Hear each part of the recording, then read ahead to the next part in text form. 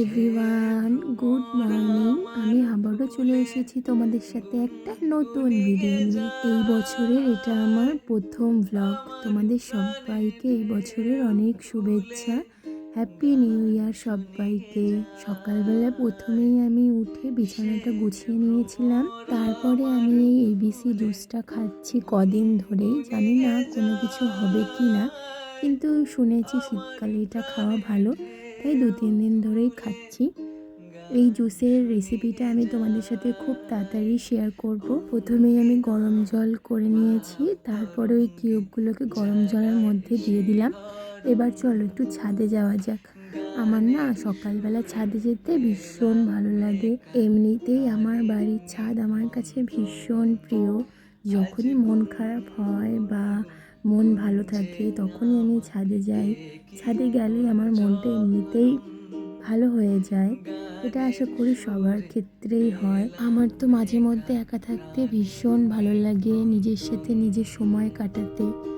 এগুলো আশা করি তোমরাও রিলেট করতে পারবে নিজেদের মধ্যে। রং ভুলিয়ে যায় আমায় নিয়ে করে খেলা, কাজ ভুলিয়ে যায়। তো চলো, আমার তো খাওয়া হয়ে গেল জুস। এবারে ভাবছি আমি একটু রান্না করব আজকে। আর আমি মাঝে মধ্যেই এরকম রান্না করি। আজকে আমি রান্না করব রুই মাছের কালিয়া। মা বাড়ি থেকে এই রুই মাছটা রেখেছিল, তাই ভাবলাম আমি একটু রান্না করি। প্রথমেই তো মাছটাকে কেটে নুন হলুদ মাখিয়ে তারপর আমি কড়াইটা বসিয়ে দিয়েছিলাম। আর হ্যাঁ, নুন হলুদ তার সাথে আমি একটু কাশ্মীরি লঙ্কার গুঁড়োও দিয়েছিলাম। যেহেতু আমি কালিয়া বানাবো মাছটার, তাই কিন্তু মাছটা একটু কড়া করেই ভাজতে হবে, মানে হালকা একটু লাল লাল করে। মাছটা ওদিকে ভাজা হতে থাকুক, ততক্ষণে আমি এদিকে টমেটো, পেঁয়াজ, আদা, লঙ্কা এগুলোকে নিয়ে নিয়েছি। এবার আমি এগুলোকে পেস্ট করে নিই। চলো, অনেকে এগুলো কুচি করেও দেয়, কিন্তু আমি এগুলোকে পেস্ট করেই দেব। পেস্ট করে দিলে একটু গ্রেভিটাও ভালো লাগে খেতে। তো তোমরা সব কিছু পরিমাণ মতো দিও। আমাদের বাড়িতে যেহেতু কেউ ঝাল খেতে পারে না, আমার বাবা তো একদমই পারে না, তাই আমি লঙ্কাটা একটু কমই দিয়েছিলাম।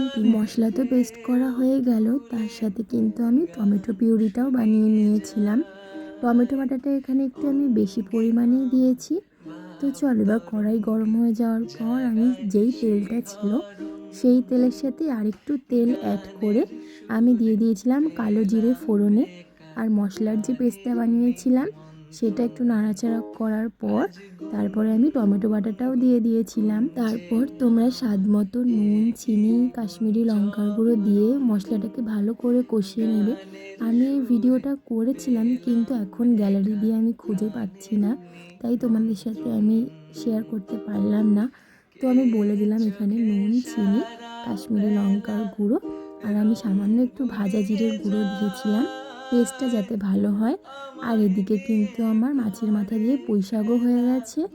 তো জলটা যখন টকবক করে এরকমভাবে ফুটবে তখন মাছটা দিয়ে দিতে হবে। মাছ দেওয়ার পরে একটু ফুটে এলে তোমরা যেমন গ্রেভি নামাতে চাও তেমন নামিয়ে নেবে। তারপর আমি দিয়ে দিয়েছিলাম একটু গরম মশলা গুঁড়ো। আর যেহেতু শীতকাল তাই ধনেপাতা তো দিতেই হবে। সো ফাইনালি আমার রুই মাছের কালিয়া কিন্তু রেডি হয়ে গেছে। কেমন লাগলো অবশ্যই কিন্তু জানিও। তারপর সন্ধেবেলা আমি চলে গেছিলাম পোকোর ডান্স প্রোগ্রামে। তোমাদের সাথে তো আমি আগেও শেয়ার করেছি, পোকোর যখনই ডান্স প্রোগ্রাম হয় তখনই আমি যাই।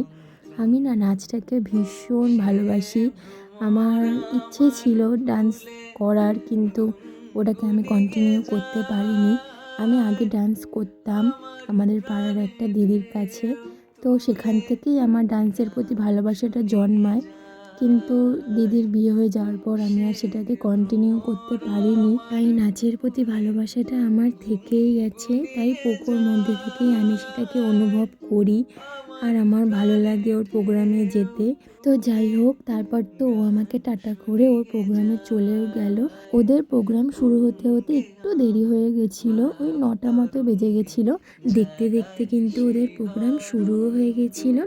আজকে আমার ভিডিওটা এই পর্যন্তই। আবার দেখা হবে পরে কোনো ভিডিওতে। Tata, by.